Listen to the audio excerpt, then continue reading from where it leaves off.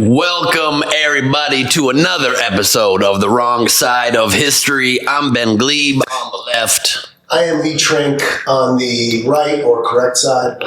God, you just love that happens to be the way that those words shake out. It seems appropriate. Thou doth protest too much, to be honest, which also is part of our theme today. That's right. There is too much protesting going on. Oh, yeah, exactly. We got to crush free speech as much as possible, says you. Way to come out the gates. I love it.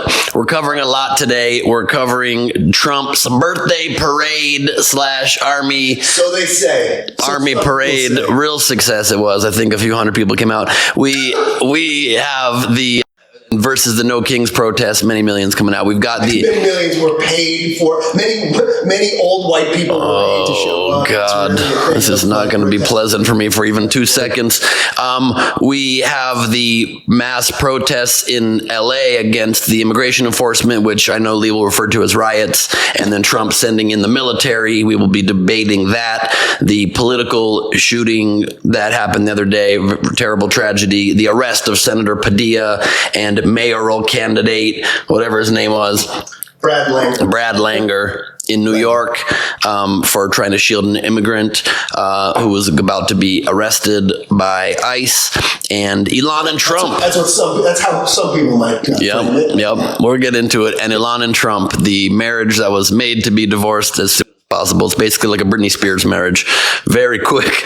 And K-Fed didn't hang in. There was Jason Alexander. It was a 24-hour, not the guy from Seinfeld. It was a 24-hour marriage. He married him drunk in Vegas, and we all should be so lucky. And of course, the ongoing developments of Iran being bombed by Israel. They're retaliating, and Trump saying maybe we're gonna bin, we don't know. And so we're going to dive into all of it. Let's start with I think we should start with the big topic of the last couple of weeks, which is the protests and the military coming in. Why don't you frame it as you would like, and then I will destroy everything. So, this is another example of Democrats on the left don't want us to believe our own eyes. There were countless, whether it's Gavin Newsom, whether it's Mayor Karen Bass, whether it's Ben Gleib, calling them mostly peaceful protests. And yet another time where they say, don't believe your eyes, believe us, believe our media, because we haven't led you astray.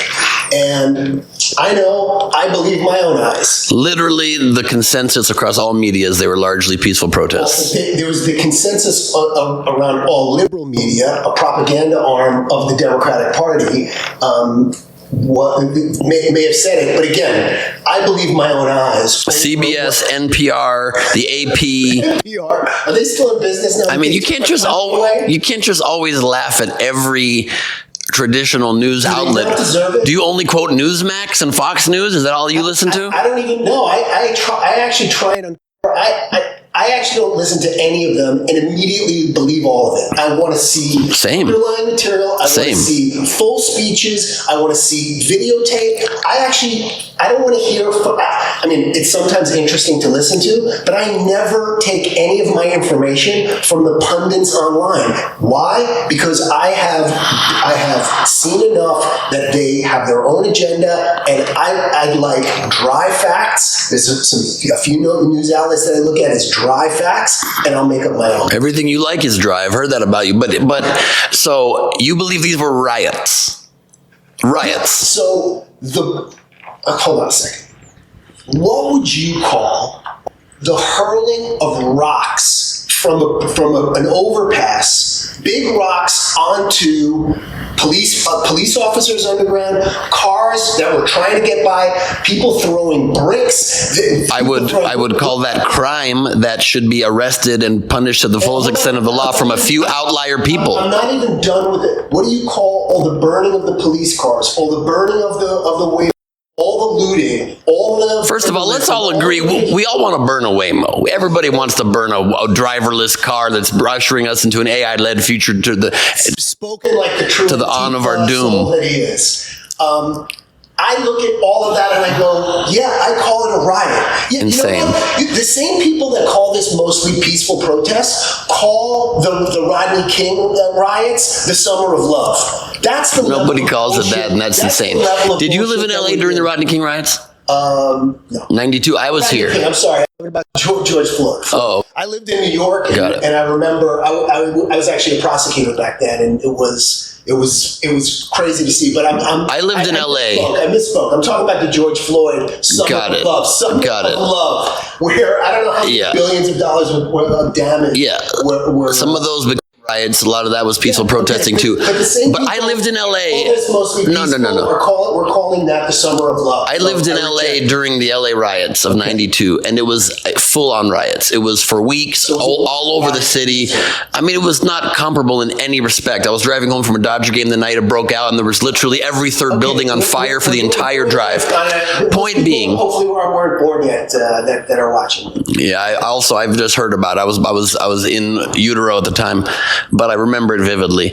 No, I don't. But point being, why don't you tell me what actually? Sure, happy to. How do you describe the carnage that we all witnessed? Happy to. So there were protests that were organized by organizations and people who are targeted by the Trump administration for mass aggressive deportation in a way that is designed, it seems, to stoke racial divisions further in our country, to make people scared who are living in our country, who have been Are you talking about the people that are spending money on the protesters that are trying to sow division and create hostility? People are not spending money on the protesters. That is an insane. This is because you saw a post on Craigslist that said we're calling for paid protesters.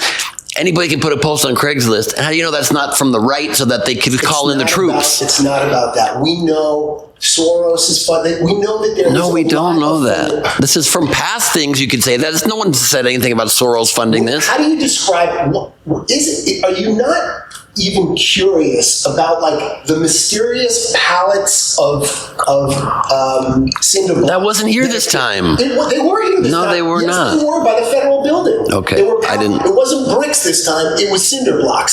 Some of which were thrown at cop cars from above those overpasses. Something nefarious is going on. I didn't see that, but that's obviously horrible, and that is indeed being put out. The point is, overall, these were peaceful protests, and mostly after hours. Most of the arrests happened at the end of after hours, after the curfews were installed, and they were from bad actors who come. People come. It is true. Some of these people come. Protest after protest, and they're bad actors. Some of them just like Kevin. So stop those people. But the general consensus of the general people are there to protest peacefully. And do you think it was necessary, based on this level of a 5 square block area in downtown LA, 2 days into it, with the massive LA police force, do you think it was necessary and ICE's massive power, to call in national troops, National Guard and Marines? I'm going to address it. I'm going to answer that question. I want to ask you a simple question, just back to this riots versus peaceful protests.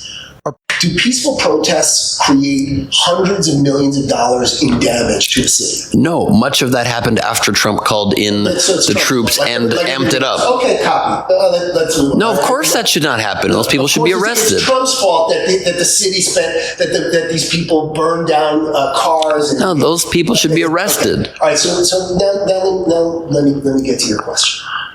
Here's the conditions on the ground. Let's start with the conditions on the ground before the first protester showed up. You have California as a sanctuary state, and you have LA as a sanctuary city. You have the state laws and city laws where police are disallowed from facilitating, helping in any way federal agents who are trying to deport people. Do we agree on that? That is the starting line of what the laws are in California. Sure. Right. So number one, the LA police are not they're not allowed to contribute. We've seen examples of it. Right. They cannot facilitate. They cannot help. So it doesn't matter that they police because they're not helping. By law, they're not helping. In illegal law, I would say, but they do help police protests. I'm talking about this thing. They're not helping deport people and arrest people to be deported. Correct. They are also not permitted to aid the ICE agents at all. But they are specifically supposed to, and their job is to control crowds during protests and make sure that. Yes. Right. So we agree on both points. So here's what happens: ICE goes in to go make lawful deportations. Some yes, some no. No. They go in they come in with a plan to make lawful deportations. And deport some people who are not lawfully to be deported, who are legally here. I'm talking about why they came to California. Okay. They came to California. Forget about some things on the margins. So forget about some things in the margins when Trump does it. Let me make my point. But it's exactly the opposite of what you just said. Did they come in for lawful reasons generally? And did the protesters come in for lawful, peaceful reasons generally? That's the exact point you just made. You want to excuse the fringes on one and blame the fringes on the other. I'm making a point besides the point. What I'm saying is they came, let's call it, for mostly legal reasons. Okay. In general, do we not believe that they came in to do deportations? Let's say most of them are legal. So yes, I'll grant you that, even though you won't grant me the same on the opposite point. I grant you that.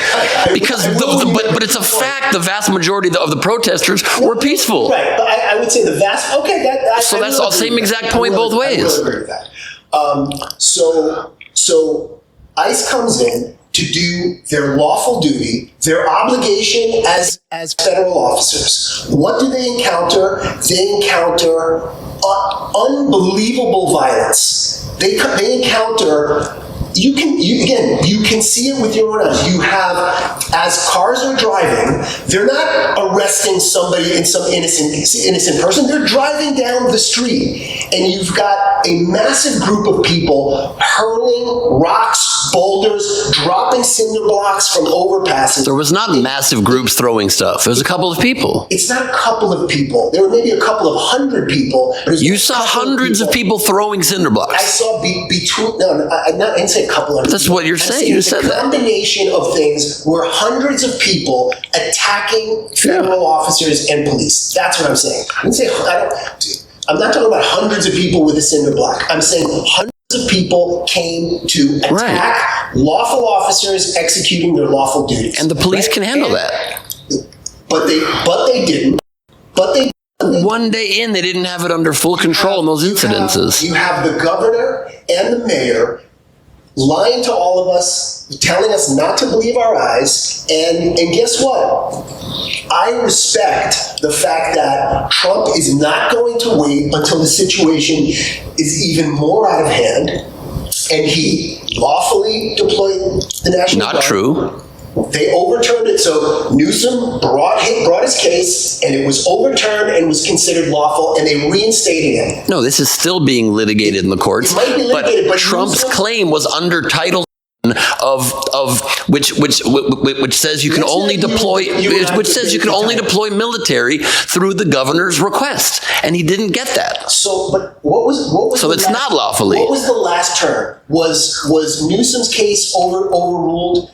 It's currently he's allowed to continue. Was the California Guard reinstated to Trump's charge? Yes. Thank you.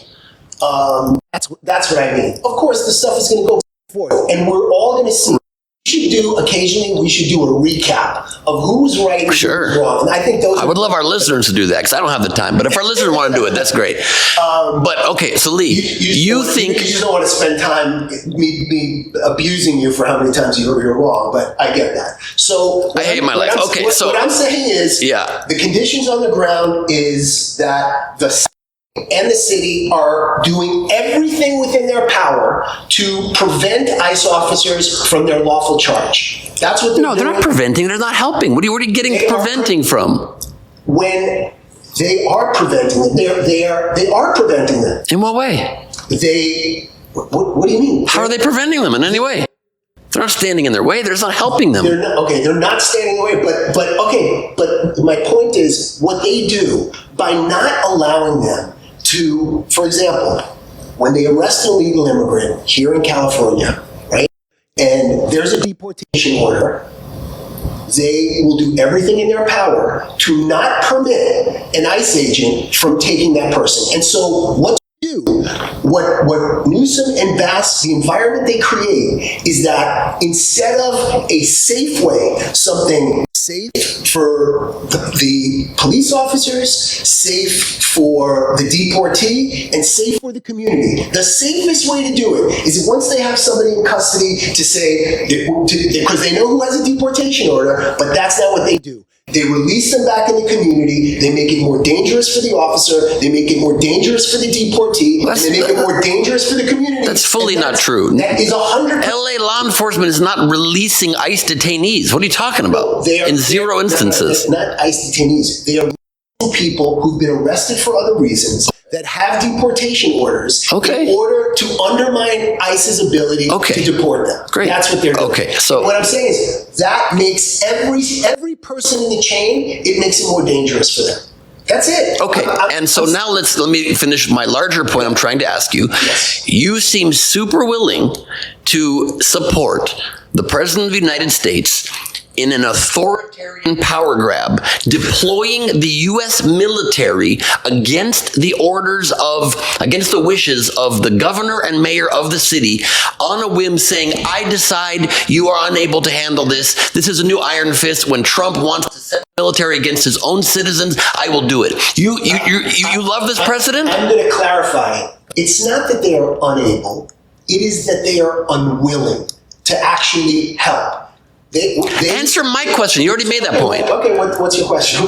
You're comfortable with the precedent being set that whenever Trump feels he wants to send the U.S. military, something that literally has not been done in this country almost ever, a couple of rare instances during like true rebellion acts or like at the LA riots when it was requested to come in. Yeah, you like this precedent that Trump can just send in and grab this power? Because what I don't like is, I don't like what Newsom is doing to my state. I don't like the fact that Newsom is undermining the will of the people who voted for Donald Trump to go deport all those people. And Newsom, because he knows better, he always knows better, Karen Bass knows better, that they will undermine the will of the people, and they will try everything in their power to undermine the federal agents' lawful duty to go deport. Nobody elected Donald Trump to send the Marines into LA quell protests. Zero people. Wasn't mentioned in his campaign.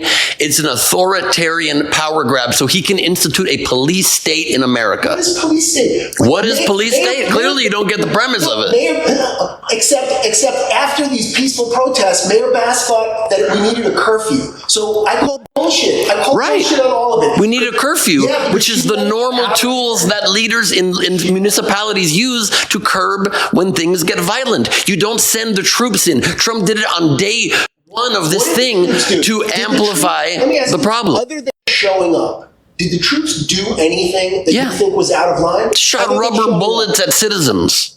Yeah, well, I think so there, other than showing up, shooting bullets at citizens, and that was out of line. By the way, you don't know that these were all citizens, and you don't know that they weren't. No, I would say high likelihood. Here's what I do know: when you show up masked to a protest and set cars on fires and loot buildings, you deserve what you get. And that's what I think. I think we need to restore. I think that this state and this city has a terrible history of undermining law and order. I think that as a result, crime has spiraled out of control. Thank God, even though he tried to flip it back. Newsom, again, tried to flip back this law where he did criminalize crime. It's insane. And you know what? I look at what Trump did as protecting me as a citizen of California, that I'm here stuck with a mayor and a governor that does not care about my safety, that does not care about the safety. Roll in the tanks, roll in the fascism, let's go. Roll in the authoritarian control. There was no and fourth National Guard. Yeah, exactly. That's 4,700 people. Upheld by a court. And thank God they did it, because maybe there would be much more damage. So I'm thrilled that he sent in the National Guard. Yep. I think sending in the Marines was maybe a little bit much, but you know what? I'd rather take it. They're burning my city to the fucking They're not burning your city to the ground. They're burning, and they're attacking police. They didn't burn any buildings whatsoever to the ground. So what are you making that up completely? Okay, they're burning only the cars. Only the cars, and they looted like 3 stores. So they looted more than 3 stores, and they vandalized. You don't get to. I love how you act like you even go downtown. Regardless, this didn't affect you. It didn't affect 99% of LA. I can see Russia from my house too. What the fuck does that got to do with anything? You don't get to hundreds of $millions in damage through a peaceful protest. Great, send in the troops. I love it. Speaking of sending in the clowns, which is what Mayor Bass and Gavin Newsom do. Speaking of sending in the Trump threw himself a birthday parade to also celebrate the 250th birthday of the U.S. Army, and did an underwhelming display of U.S. might that was about 40,000 people turned out, compared to estimates of 4 to 6 million around the country in the No Kings protest, protesting our descent into authoritarianism that people. They paid 4 to 6 million protesters. You're right. That's quite the bankroll. They paid for a lot. My friends who texted me, they were going to. They were paid, right? This parade. What were the indications that it was Trump's birthday? What were the fact that it was his birthday? So anything else other than the day? Did they talk about it from the stage? Was there a big banner that said Trump's birthday? What did they do? No, I don't care about the birthday part. I'm joking about that part. I don't care that it was on his birthday. But that was the whole. You do care. No, I don't. I don't. The media. No. The whole thing they tried to say. You know what I care about? This is what North Korea does. Well, that is what North Korea does. Yeah, it happens. Weak nations do these military parades to act tough. If we're the toughest in the world, we don't need to put on a show. But more importantly, my big issue with it, and please respond to it, on this very podcast, you made these great arguments about the important, necessary work of Doge to lower government spending. We must cut waste. We must get rid of government spending as much as possible. And then a $40 million parade for the first time ever, not to celebrate the end of a war. For what reason? That's money is good to spend, but we should cut important services, and we should have a $40 million parade. Important to do. Great call. Here's what I think. I think 250 years of the U.S. Army is something to celebrate. Celebrating the brave men and women of our Army with an historic parade is not only acceptable, but at this moment in time, it's needed. We have an absence. There is you know why? Because for some reason, the left has this weird relationship, or weird aversion, I should say, to patriotism. I'm a super patriot, dog. I ran for president. I'm a big patriot. There's something great about patriotism. There's something great about celebrating a country's military. Can do it. And a quarter of a millennia of this army is something to celebrate. And I actually think it's the kind of thing that is an antidote to what has historically been vilification of the U.S. military. That's what's come from the left largely. Nobody vilifies the U.S. military on the left. They do vilify. They do not. Give me one example. What do you mean? I don't have any. Nobody on the left's ever vilified the U.S. military. We vilified the policies of the government that they use the military to do.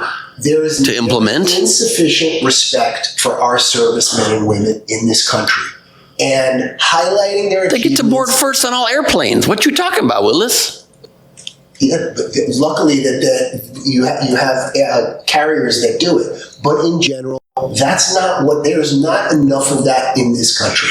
That's my view. So your view is that at a time, my view, it's okay to celebrate. At the time when the government's making the argument that we need to cut spending wherever possible, that our debt and our deficit are ballooning out of control, and we're cutting essential services. We're cutting people from the FAA as air disasters get worse and worse. We're cutting people from Social Security offices and regional suburban locations or rural locations that is going to make it harder for elderly people to get services. Just this week, your hero Trump cut entirely the LGBTQ suicide prevention hotline that has fielded over 1.3 million phone calls of vulnerable people. It seems like something that should be that want philanthropic, that want themselves and to save their lives since 2022. That was, and it should exist, but it should be funded privately. okay, but you can't say that as the reason it should exist, but we're going to pull, you can't always just say, I'm fine with pulling it, and then somebody else should fund it. The government funds its number of things, and you're saying we should have a parade instead of saving the lives of vulnerable LGBTQ youth. What suicide prevention hotlines does the government run? They just have the general one now and not one specifically for LGBTQ people. Yeah, but then what are we going to do? We're going to get everybody, I'm like, Jews have been under attack, and I wouldn't be advocating that there needs to be a Jewish suicide hotline. Suicide hotline. If there was a high, be able to. You want to talk about equity? You want to talk? Let there be a suicide prevention hotline that can deal with everybody. I think it's performative, like so many things. Performative. Yeah, it is. So then let private philanthropy fund the military parade. So something is totally not essential and saves no lives. Let's go back to the issue at hand. Let Northrop Grumman fund it. Let Halliburton fund it. That wouldn't be a bad idea either. Right. Why not? It would cost them nothing compared to the billions they get every year. All I know is recruitment for the military is up under Trump. And if this is, what'll be interesting to look at is what does recruitment look like over the next few months following this? And we may come to find it was well spent. The military spends money on advertising. It will be interesting to look at for sure, and also there are members, and there are momentum that it's 6% up, and that was a number for. And there are members of the military that have been very saddened and criticizing Trump deploying the U.S. military against U.S. citizens and saying it is a very messed up thing to do, which might negatively impact recruitment. So we'll see. We'll see. Okay, but it's interesting to see where our priorities lie for sure. My big beef with all of it is all I heard from the media all week is that Trump is throwing a birthday party, and that was even when we talked about it. The topic was Trump's birthday party. I was just being cute with that. I don't care being on his birthday, but for the most self-centered man on earth, this seems like a bit of a coincidence. It wasn't just honoring the army. All branches of the military were there. It's the president of the United States. It happens to be that on that exact day, that was the anniversary of the army. Great. It is not. But all branches were there, right? So why army? Why not celebrate the 250 year of the Navy, which is probably in a few months from now, or the Marines? It's probably later. You understand the point. You understand the point. It's probably space. You understand the point. Anyway, to me, the big problem with it is how it's like everything else. The legacy media talks about, they terrorize you with fear about what's going to happen, and then it never materializes. Just like Trump's birthday party. There were no signs of it being Trump's birthday party. Much to the chagrin of MSNBC, CNN, and all the other. You're right. Only one side really scares people with fear of things that don't materialize, like the Marines into LA for 2 days of protests, some of which turned violent, that the LAPD could easily handle. But again, see, you go right to back to your talking point. Burning the city down. Not one structure was burned. And you're saying burning this exactly. So you're criticizing incorrect framing, and then you immediately go back. I just debunked that, and you went right back to it. Okay. When do people on the right process and admit, and then keep that in their brains, and then acknowledge it's no longer burning the city down? At least, if we went through the whole 20-minute debate we just had, there was no burning down of the city. No buildings burned down to the ground. Correct. So you can't say burning down the city. Mostly peaceful. Everybody. Thank you. Whatever you do, do not believe your own eyes. Believe Jake Tapper because he's got a great history. Believe Rachel Maddow because she's always right. Yes. Believe Sean Hannity, Laura Ingraham. Yeah. Believe Tucker Carlson, who just admitted that Fox News is a total propaganda machine. Believe your eyes. That's who you should believe. Yep. I believe my eyes. Believe your eyes, not your ice. Okay. And the political shootings that happened in Minnesota, I don't even think there's much to debate here, but I think there is. Please. I think there is a lot to debate. Then frame it for us, please. I think I sent it to you. there was like a 2-minute I saw it. of somebody put together of all of the violent rhetoric that has come from the left over the last, like in the entire, I would say, starting from Trump's run-up to election, it is nothing but a violent, I was going to say undertone. It's not a violent undertone. It is constantly violent language. They use words. They compare Trump to Hitler. They compare anybody that they disagree with. Immediately, the first thing they do is they go, that's Hitler. Elon goes from the one of the most respected figures of... Watch your arm there. Careful your arm. One of the most... It's not in the camera. One of the most respected figures from the left, a hero of electronic vehicles, and in a hairpin turn, he's... And so the problem is when everybody calls him Hitler, when everybody calls him a fascist, when they say he's a threat to democracy, when it's a constitutional crisis, and then they words, you have to take him out. Why are they not uprising in the streets? I'd punch him. I'd take him out. And it's over and over and over and over. You get people that are stable, that look at it and go, oh, I am going to go do my civic duty, and I'm going to try and assassinate the president, and I'm going to shoot those diplomats in front of that event in Washington. I'm going to shoot these two politicians because I don't like this politician, because I didn't like the way they voted. They broke with the Democrats, and so it is going to be... You're aware this shooter shot Democrats, right? I do, yeah. They shot Democrats. It was a pro-life person that shot Democrats. So pro-life that he murdered people. Well, and you're blaming that on the left. Well, he was a Tim Walz appointee. Who was? The shooter. Okay. The shooter was a Tim Walz appointee. I didn't know that, but okay. I'll tell you. Hold on. I'll tell you exactly what his... he was... And he was first appointed by the prior governor, Mark Dayton. He was part of the development board, and then Walz reappointed him when he took over. Okay. So he's a Democratic appointee. And what I understand is the politician that he killed, I get the names wrong, too many names, but had recently sided with the Republicans on a vote, and he took it because... No, this guy was a pro-life guy. He was targeting people who were related to abortion rights. That's what this guy's MO was. The whole list was abortion organizations and pro-choice politicians. No Kings flyers in his car. Okay. Maybe he was tearing them down. I don't think that's what the facts really indicate. Okay, but obviously we both condemn political violence, but you're clearly not making the argument that violent rhetoric comes only from the left, right? What I would say, you're clearly not making that argument. Because it comes from the right far more than the left.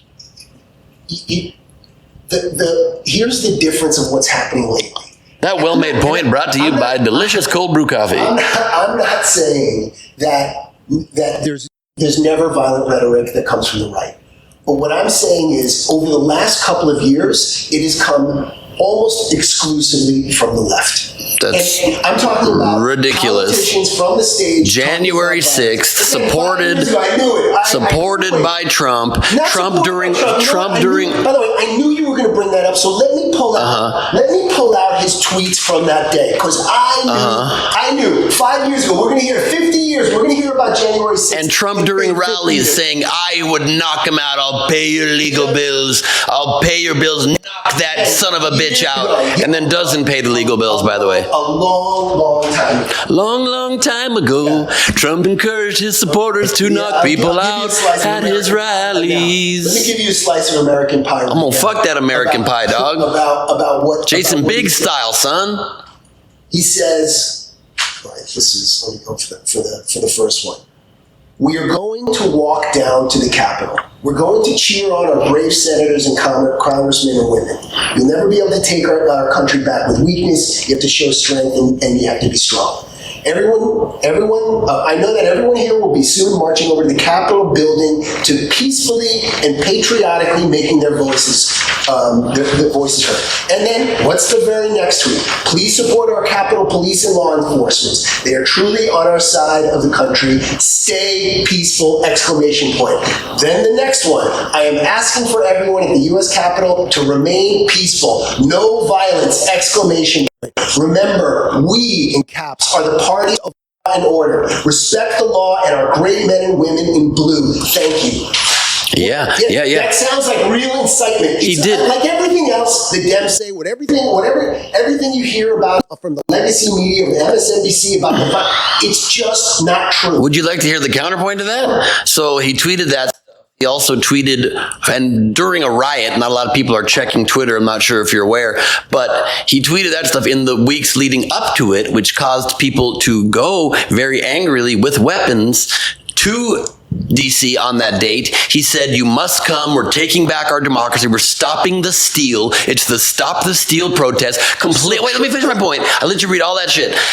He ginned up complete lies. The election was stolen, made people think their democracy was being stolen from them, said, come down, it'll be to see, we're going to fight. In his speech says, fight, fight, fight. And then, yes, to cover his ass, put in a couple of statements saying, be peaceful. He did it both times. You're going to fight like hell. You're going to fight in that speech from the ellipse during January 6th. Then, when there were riots happening of his supporters with flagpoles stabbing to eventually to death police officers and to grave injury, he was being begged by his staff to go on television immediately and called them off, and instead said, no thanks, I'm going to watch it on TV for hours. And then eventually, once he realizes they weren't going to forcibly and violently not certify the election and maybe hang Mike Pence, who he hated, he then begrudgingly goes on TV and says, we love you and you can go home now at this point, now that you haven't been able to do the thing I was hoping in my fantasy you do,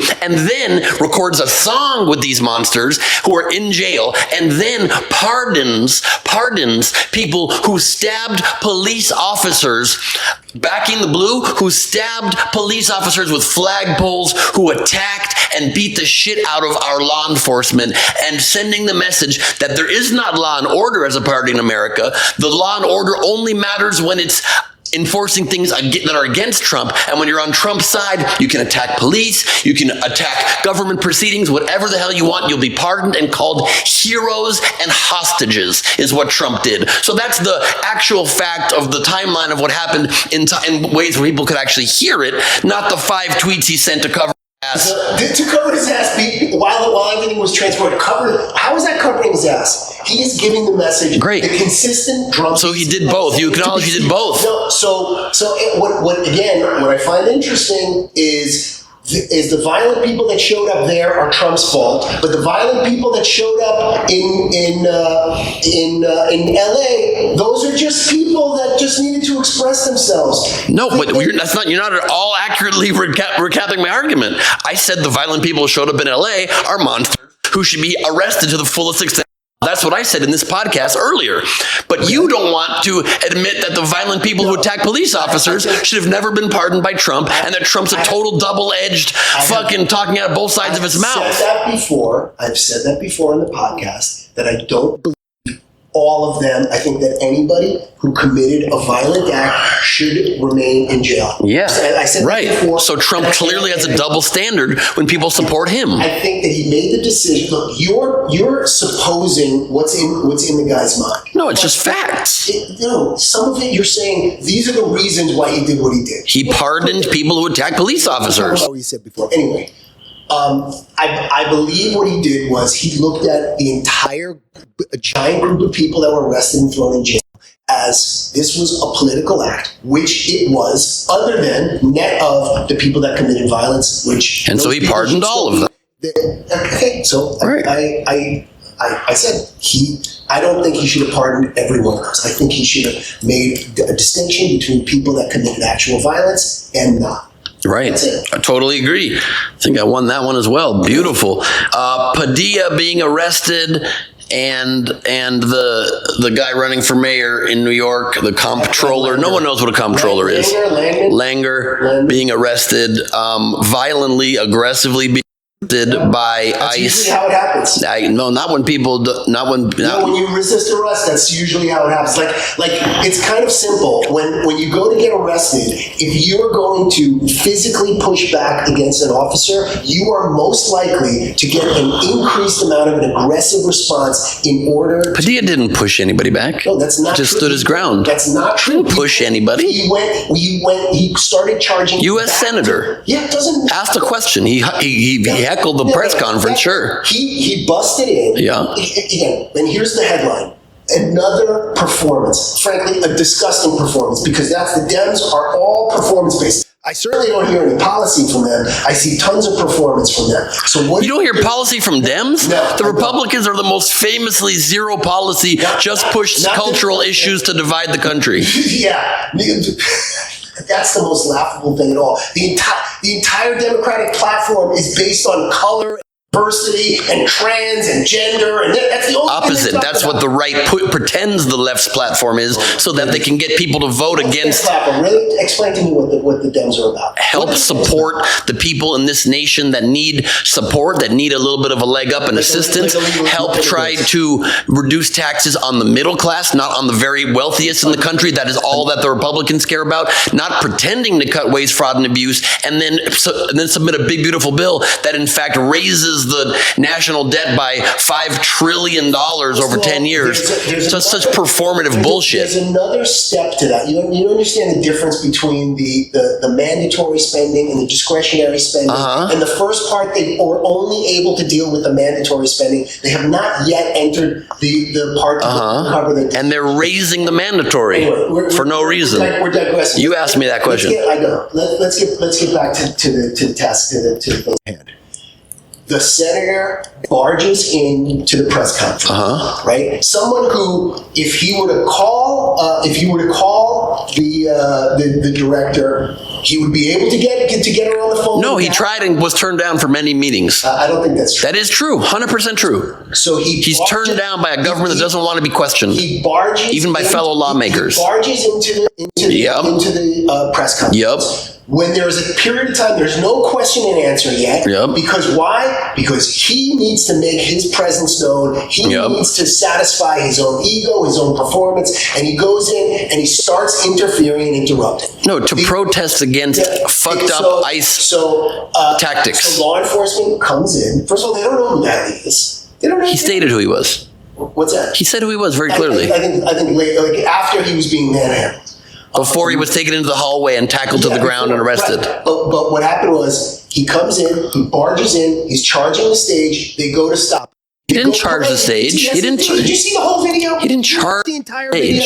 Video. Let's say he didn't charge. Let's say charge is a little. He's advancing to the stage. They intervene and they tell him, "You've got to go." What does he do? Because he's entitled. He doesn't comply. He doesn't comply. He goes and starts again, heading straight to the stage. At that point, it becomes an altercation. What does he do? Not comply. Escalates the physicality of it. And what is it? He didn't escalate the physicality of it. He did. We're going to show. By the way, I think there's another element that we should add, and we can both feel free to do it. Put in any kind of video or any other elements to describe what we're talking about. Great. The people who haven't seen it. Great. We should put in the excerpt of exactly, because we can have it on video and everybody at home can make up their own mind about what, you know. I have asked questions at presidential campaign press conferences before. I one time crashed an Amy Klobuchar press conference when I was running for president because we were being ignored by the media, and I felt I had to do it to get our message out. You know what didn't happen to me? I wasn't tackled. I wasn't arrested. In a pre-authoritarian America, before we became a police state, you could express your freedom of speech, and even if it's in inappropriate ways, you could be asked to stop. You could be asked to leave. When I asked funny questions for a pilot I was shooting of John McCain in a press conference, the Secret Service politely and aggressively and then strongly asked me to leave, and then I left. Yeah. I didn't have to be tackled to the ground and arrested. And he didn't. And he didn't. You left. Okay. He didn't. And what it took, it required a physical removal. The same thing as whatever Brad Langer, whatever his Landman, whatever his name is, that's not going to win mayor of New York City. He's another one. What does he decide to do? He decides to lock arms with somebody being deported, interfering with police action. Yeah, I think he was wrong on that. Yeah. I think he was wrong on that one. He apparently said that he was going to let go of the guy if they just produced a warrant to arrest him. And apparently you don't need a warrant if it's in a public space. And so he was wrong. And I think him in that way, standing in the way of that police action was a wrong thing to do. Or wrong in the way of that law enforcement action. Cheers on that. We on the left are able to admit mistakes and admit things from a very broad perspective. I just agreed that I think that Trump should have treated the violent offenders differently. That is true. That is true. You did agree to that. What we have left here, we have two large topics and not much time left to cover them. Elon and Trump, the big divorce. The big divorce. You have spoken on this podcast already many times about the great marriage of the two of them. Yes. Aligned they are. So what did you make of this rift? The fact that we all on the left certainly predicted this breakup, as did even Steve Bannon on the right and others.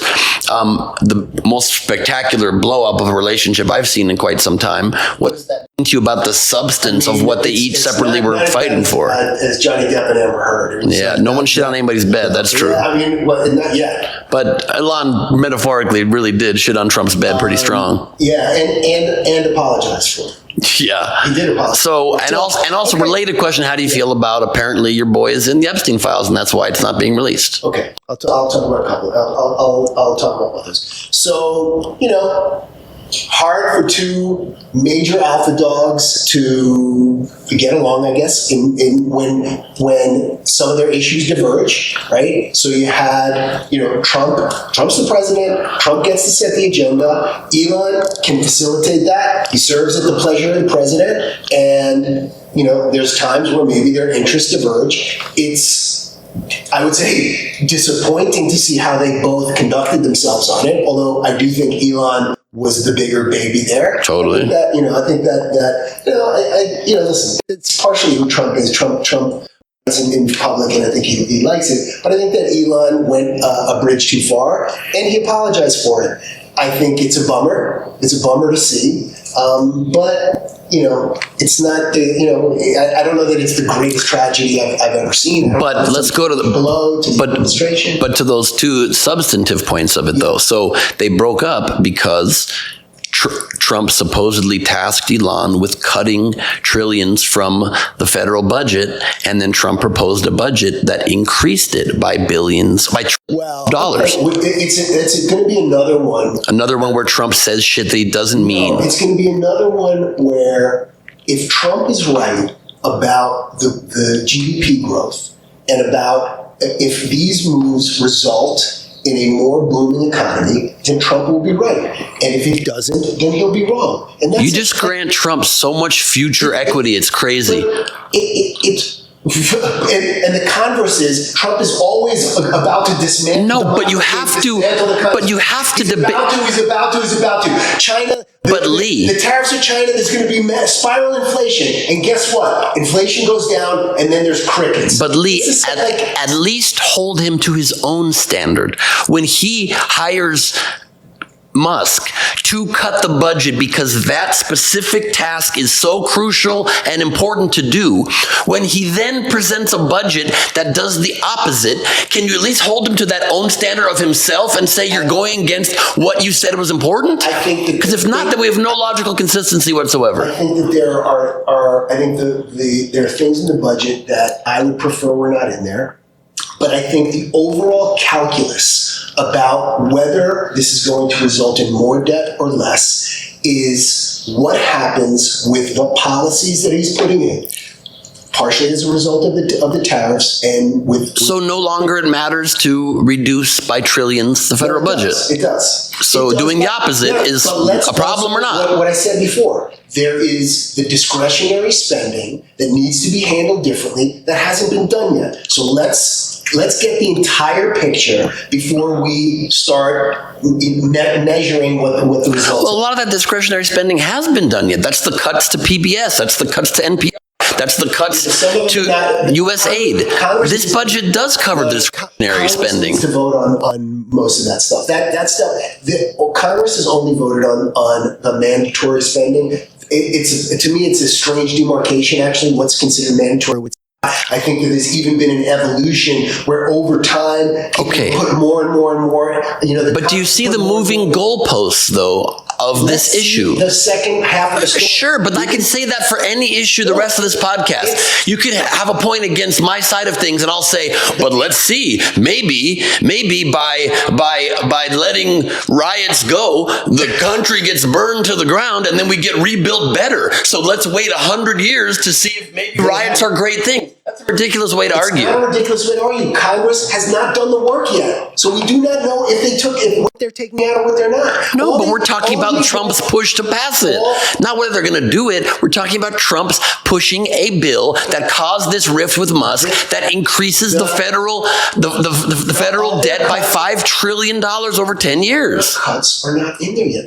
They're not in there yet. It's not part of what Congress is waiting. Musk straight up truth that this is doing exactly the opposite of the mission of Doge. So does that affect your opinion at all of what Trump says and then does? First of all, you say that in a way as if you've never seen a politician ever. Like Biden did everything that he's going to do. That most politicians promise a lot of things and Trump has done almost everything. Really? That's incredible. Yes. That's incredible. So let me finish this list, please. So aside from what I just said about the exact opposite of what the Doge mission was, in foreign policy, Trump promised to end the war in Ukraine within 24 hours, or if not during his campaign, and the war is now far worse than it's been pretty much since the beginning. It's far more escalation on both sides, far more death happening in the last month than happened before. He said he would end very quickly the Gaza-Israel war, which is also in crazier places than it was. He said he will be able to deal with Iran peacefully, and now he's considering bombing Iran, which we'll talk about our last topic in a second, and kind of flirting with the possibility of World War III, and opposite of what he's saying. So that situation's far more tense. You want somebody that goes, don't. Who goes what? Don't. Don't what? Like Biden's response to Iran. Don't. That was very stupid and weak. I agree with you. Yeah, but I agree with you. Policies were stupid with Iran. Obama's the one that gave all the money to Iran to begin with. And then Biden doubled down on that and gave more money to Iran. But here's the difference yet again. I agree with you on that. And you can't agree when Trump doesn't do shit that he says he's going to do. He cannot flick a light switch. Then why say that and get elected under that premise? Because come on, man. Seriously, because people play by fair rules and he plays by bullshit rules. You can't say I'm going to end it in 24 hours. People aren't sophisticated politically as a general populace. They trust what the person says. If it was under me... You make... Of course, I didn't believe it. You make the classic mistake that everybody makes. Take him seriously, but not literally.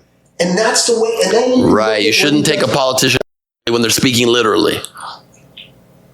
Do you want a fucking scoreboard on politicians speaking fiction? Because the left is losing elections because we actually don't promise things we don't intend on delivering. Yeah, because you don't deliver anything. That's not true. One of the most massive infrastructure projects ever under Biden. Guess what? This is what the left does. This is exactly what the left does. Well, the only reason that we have an immigration problem at the border is because of Donald Trump. He's not in office, but he's the reason why we don't have a secure border. How many on the left said that? How many? Biden said it, Kamala said it, all of their administration said it, all of the liberal said media that said it. We don't have a secure border? Yeah, because when did they say that? Because they were trying to pass a bill, and the word on the street was at the very end of Biden's administration, right? When Trump did tank that bill, so he could do it, so he could win political points. You say things like that all the time that are not. There's no facts and evidence, but is your presumption. He posted to tank it. His facts. He's not in office yet. But the whole Republican side follows lockstep what he says. It doesn't matter because Trump was able to fix it without a bill. And you know why? Because Biden wants the border open. Kamala wants the border open. Gavin wants the border open. Why? Because they need the people in that state so they can win elections. Okay, that is garbage. That is not true. That is not true. Common sense. No. What's the reason? These illegal immigrants are not voting in our elections. But I will grant you that they are. Yesterday about China and the fake IDs. No. 20,000 fake IDs found, created by China. Why? And there's other news about China. First of all, you're back on the 2020 election. There's now information the FBI has that China was was actively messing with that election in order to put Biden in there. So I'd have to read that story. We'll talk about it next week. We'll talk about it next week. 20,000 fake IDs. Okay. Which I don't know why they need fake IDs, since all of these and they all say all of these idiotic blue states don't want ID. No, it's really interesting. And all the fake IDs say McLovin on it. We get it. Yeah. No, but it's always that, like, we have a border like a sieve. We're letting in, I don't know what the number is, 10 and 20 million people over the border. We don't want voter ID, but no, it's not about that. What is it about? Why did Biden let so many people in the border? Why did Biden, Kamala Harris, the border czar, and Mayorkas allow? Because they were weak and bad on it. I grant you that. I grant you that. And we need a leader who is tough on illegal immigration. Yeah. We need a leader. Let me finish my sentence. We need over the border versus the same time. May last year was 64,000 people over the border. Yeah. We need a leader who is tough on illegal immigration.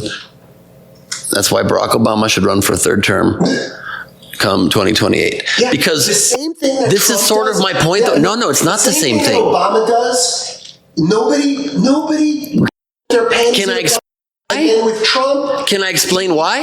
Yeah, why? Because Obama did things how leaders should do them. You enforce laws quietly, not in showboat ways that cause racial division and animus and anger and fear in our society. You enforce the laws, and you don't send troops into cities when they're not needed against our own citizens and make huge scenes and talk aggressively with racist pejorative terms about immigrants and about Mexican people. That's what you don't do. Governor Newsom and Mayor Bass had nothing to do with it. It's Trump's fault because he sent in the National Guard after the thing and the Marines one day in to cause a political scene. Yeah, talk about political theater right there. Yeah, really? Let me tell you what the theater is. The cops, where there's rocks raining down on their head. These are police officers just trying to do their job. By thousands of people sending those cinder blocks over the overpass. No. Or was it 4 people who should be arrested? Exactly. Did you see the row of police cars that were stopped because all of the rocks going in? Did you see those videos?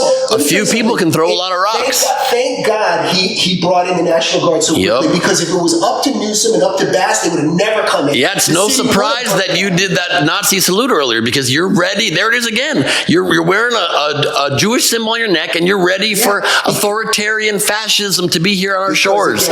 You love it. You love it. Crack down on American citizens before it's absolutely necessary. Be aggressive.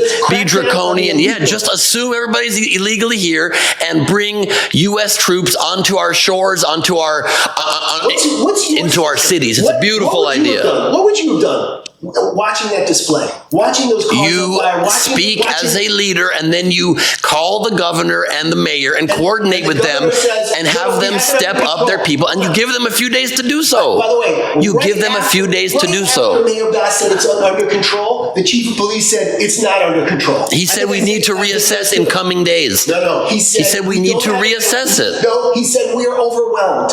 He said we need to reassess it. Great. He said we need to reassess it, and then Trump posted, reassess it now, reassess it now.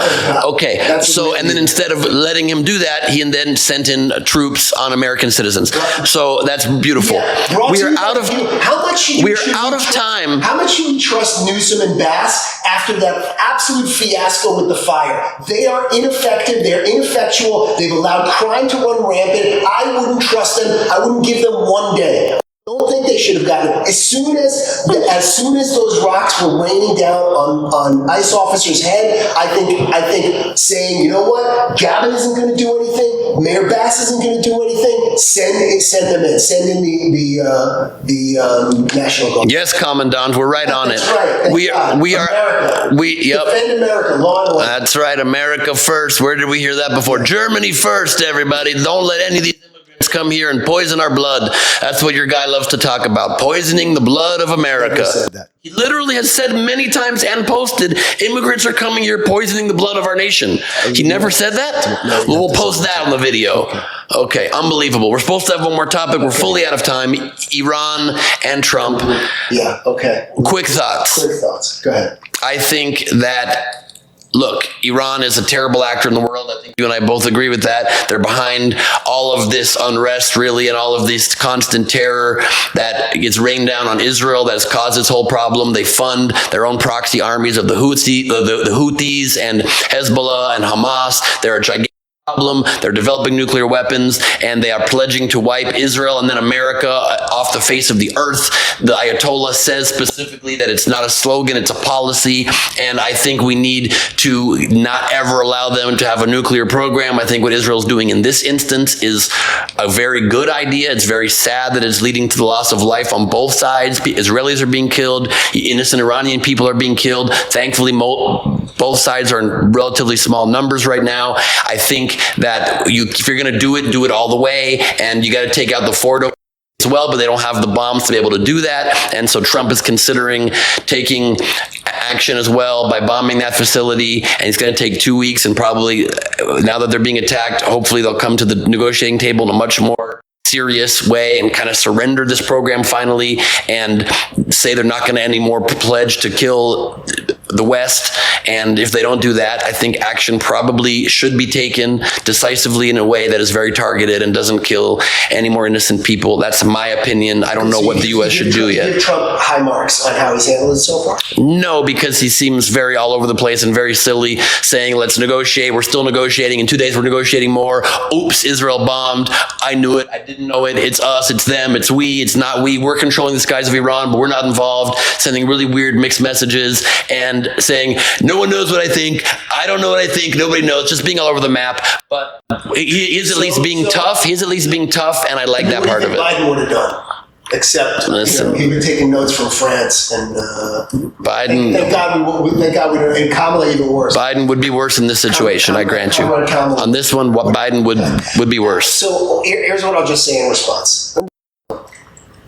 You shouldn't telegraph what you're going to do. Of course. Right? So him one day saying this and one day saying that, I actually think helps the situation. So I don't think you can criticize more. I think I give him extremely high marks for unyieldingly supporting Israel in this, not about measure, even, and here's another thing that I give him super high marks on. What happened when he left G7? What do that professional surrender artist, Emmanuel Macron, said Trump left for a ceasefire, and Trump corrected him and said, no, I'm not going for a ceasefire. That's the difference with Trump and most of these feckless leaders in the West. They think ceasefire gets you peace. Ceasefire does not get you peace when your enemy is genocidal, homicidal, and is a radical Islamist. And so Trump knows that you have to talk tough. He speaks the language of the Middle East. Unconditional, all of those things, even if they're hyperbole, that is the language of the Middle East. And I think what he's done is, number one, he's allowed, he's projected that what Israel is doing is moral and is right, and he has demonstrated clearly and stand firm until they offer you gifts, in which case you do change your opinion on a lot of these places. Yeah, like that plane that started in the Biden administration and that Trump got slagged for, but the procurement of the Qatari plane started with the Biden administration. Procurement and gift are two different things. Yeah, no, he closed. Biden opened opened the deal, Trump closed the deal. First I'm hearing of that as well, but okay. Just since we have to end, can we at least agree that it's perfectly hilarious that the president of France is named Macron? I mean, the place known for macaroons. Also that. Super close to fair enough. Look, I just hope his wife gets over her anger towards him and gives him a little bit of love. The cuck with his slapped on the plane. Yep. Talking about ceasefire. And a cuck whose first lady wife slaps his hand away all the time and refuses to almost ever appear with him in public. Oops, we're talking about Melania and Donald Trump. I mean, you admit that. She's embarrassed to be around him, won't even kiss his lips on inauguration. It's so disgusting. It's so embarrassing. So sad for cuck Trump, but he'll get over it. He'll just invade somebody and it'll be all good. Thank you for being with us. Thank you for listening. You can follow @Trink on all social media, @Ben Gleib on all social media. Instagram is my platform of choice.